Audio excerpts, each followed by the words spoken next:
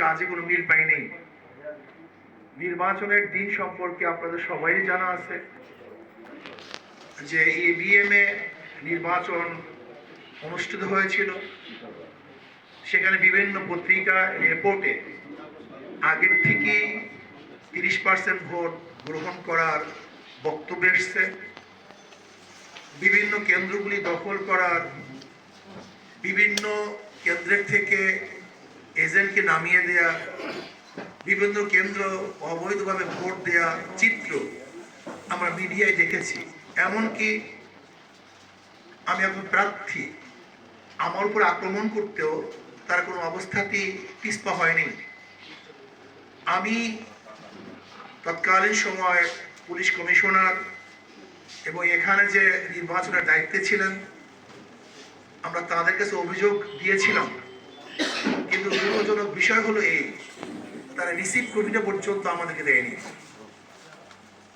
এরপরে ঘটনা সম্পর্কে আপনারা সবাই জানেন যে দেশের অবস্থা কি হয়েছিল। সেখানে বিচার পাওয়ার মতো কোনো ব্যবস্থা ছিল না। এর জন্য আমরা আর আদালতে বিচারের সম্মুখীন হইনি, যেহেতু ন্যায় বিচার পাবো না। কিন্তু পরবর্তীতে জুলাই এবং আগস্টে বিপ্লবের পরে দেশের পরিবেশ পরিস্থিতি সম্পূর্ণ পরিবর্তন হয়েছে। জনতার এবং ছাত্রদের এই আন্দোলনের কারণে ফ্যাসিস্ট এই দেশ থেকে পালাতে বাধ্য হয়েছে। ন্যায় বিচার প্রতিষ্ঠিত হবে বলে জনগণ আশা করছে। ইতিমধ্যেই দেখা যায় যে চিটাগং এবং ঢাকায় প্রার্থীরা যারা ন্যায় বিচার পেয়েছিল না, তারা নতুনভাবে কেস করে আদালত থেকে নির্বাচিত হয়েছে।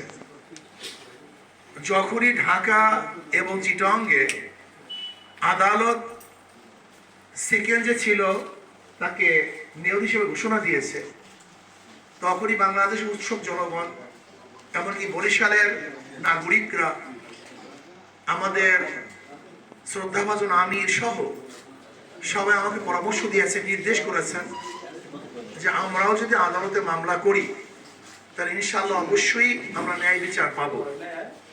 সেই হিসাবে যেহেতু মামলাটি দেরি হয়েছে, কিন্তু জজের এখতিয়ার আছে মামলা গ্রহণ করার। আমি আদালতের কাছে অনুরোধ করব যে আমাদের মামলা গ্রহণ করে জনগণের আশা এবং আকাঙ্ক্ষার প্রতিফলন অবশ্যই আদালত ইনশাআল্লাহ ঘটাবেন। এর জন্য আমি জনগণকে বলবো যে যারা নাগরিক উৎসাহিত আদালতের রায় শোনার জন্য অপেক্ষমান, আপনারা রাস্তায় আগামী 5 তারিখ না আসার জন্য অনুরোধ করব। আদালতকে বিচারের সুযোগ দেওয়ার জন্য আপনাদের কাছে আমি জোর অনুরোধ করব। ইনশাআল্লাহ আপনারা অপেক্ষা করুন, অবশ্যই আদালত ন্যায় বিচার করবে বলে আমি বিশ্বাস করি। শুধু এতটুকু ব্রিফ দেওয়ার জন্যই আপনাদের কষ্ট দেওয়া হয়েছে। আপনাদের সবাইকে ধন্যবাদ। আপনি কি চাচ্ছেন? নির্বাচিত হাত পাখার প্রার্থী হবে, এইটাই জনগণের আশা এবং আকাঙ্ক্ষা। এর জন্য আমি চাই সেখানে আমাকে চিটাগং এবং ঢাকার মতো প্রার্থী ঘোষণা করব।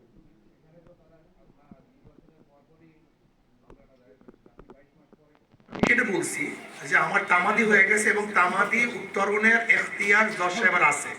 শুধু এতটুকু যে মামলা গ্রহণ করার এখতিয়ার সম্পূর্ণ মহামান্য আদালতের আছে।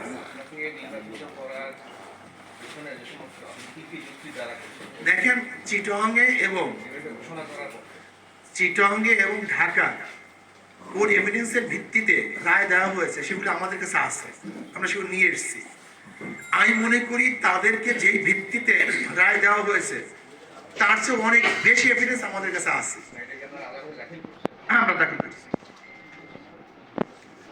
যেহেতু আমাদের রেফারেন্স আছে, যদি রেফারেন্স না থাকতো তাহলে হয়তো ভিন্ন কোনো খাত প্রবাহিত হতো। কিন্তু যেহেতু রেফারেন্স পাওয়া গেছে এবং দুইটা, একটাও নয়, সেখানে আমাদের এখন শক্তিশালী এভিডেন্স আছে। না, এর জন্য উৎসাহিত আমরা করি না। আসলে আদালতকে প্রবাহিত করছে না, বরং উৎসাহিত জনগণ আদালতের রায় শোনার জন্য আগ্রহী। এখানে প্রভাবিত না, বরং উৎসাহিত জনগণ তারা আদালতের রায়টা শুনতে চায়। তারা তো জানে না, তারা মনে করছে আজকেই বিচার। জনগণ তো জনগণই, জনগণ তো জানি না যে এটা আর আজকেই কিছু না, আরো টাইম হবে, এখানে টাইম মানে তারিখ করবে, শুনানি হবে, এ সময় লাগবে। কিন্তু জনগণ মনে করছে যে কেস করছি তো মানে যেহেতু ঢাকা এবং চিটাগাঙ্গে দুইটা পেয়ে গেছে, তো ভাবছে কেস করলেই মনে হয় তো তারা রায় দিয়ে দিবে। সময় লাগবে। প্রশ্ন ছিল, আপনারই প্রতিদ্বন্দ্বী প্রার্থী ইঞ্জিনিয়ার ইকবাল হোসেন তাপস জাতীয় প্রার্থী, উনিও মামলা করেছে। ওনাকে উনি নতুন নির্বাচন শেষ একটা অপশন, দ্বিতীয় আবার ওনাকেও যেন ঘোষণা করা হয়। আমি জানি না, তিন চার। আর দ্বিতীয়ত হলো এইটা যে আপনার আপনি যদি কেউ নির্বাচিত আদালতের রায় হয়ে থাকেন, সেক্ষেত্রে নারীদের সংরক্ষিত একটি আসন রয়েছে সিটি কর্পোরেশনে, তাদের সাথে কি করে আপনি মিটিং করবেন? আর আরেকটা বিষয়, আমাদের এক সংবাদকর্মী এখানে সংবাদ সংগ্রহের জন্য এসেছিল পেশাগত কাজে, সে যেহেতু পেশাগত কাজে এখানে এসেছে, তার সংবাদ সংগ্রহ দেখেন, আমি একজন মুসলমান, সেটাকে আপনি কিভাবে সমাধান করবেন? আমি একজন মুসলমান, আমি আমার ধর্মকে পুরোপুরি পালন করি, কিন্তু আমার ধর্ম, আমার ইসলাম আমি সব জায়গায় প্রয়োগ করার ক্ষমতা রাখি না, এটা ভালো মনে রাখবেন। আমি আমার জন্য ইসলামকে পালন করার পূর্ণ স্বাধীনতা আছে, কিন্তু দেশের আইনের বাহিরে আমি একজন মেয়র যদি হয়েও যাই আদালতের রায় অনুযায়ী, সেখানে আইন প্রণয়ন করার ক্ষমতা কিন্তু আমি রাখি না। আমি কিন্তু আইন প্রয়োগ করার ক্ষমতা রাখি, আইন প্রণয়ন করার ক্ষমতা সংসদ, কোন স্থানীয় কমিশন, স্থানীয় কোনো প্রতিনিধি, তারা কিন্তু আইন প্রয়োগ করতে পারে, প্রণয়ন করতে পারে না। কাজে এদেশের সবকিছু চলবে দেশের আইন অনুযায়ী, আর আমি চলবো যেহেতু ব্যক্তিগত প্রত্যেকের স্বাধীনতা আছে, আমাদের দেশের সংবিধান আমাকে স্বাধীনতা দিয়েছে আমার ধর্ম পালন করার জন্য।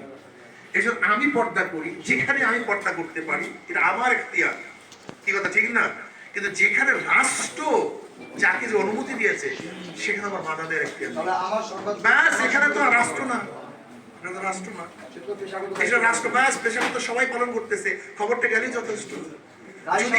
যদি এইটা না যাইতো, আমি তো বলছি ওটা রাষ্ট্র, ওটা রাষ্ট্রীয় আইন, ওটা পরিবর্তন করবো আমি রাখি না।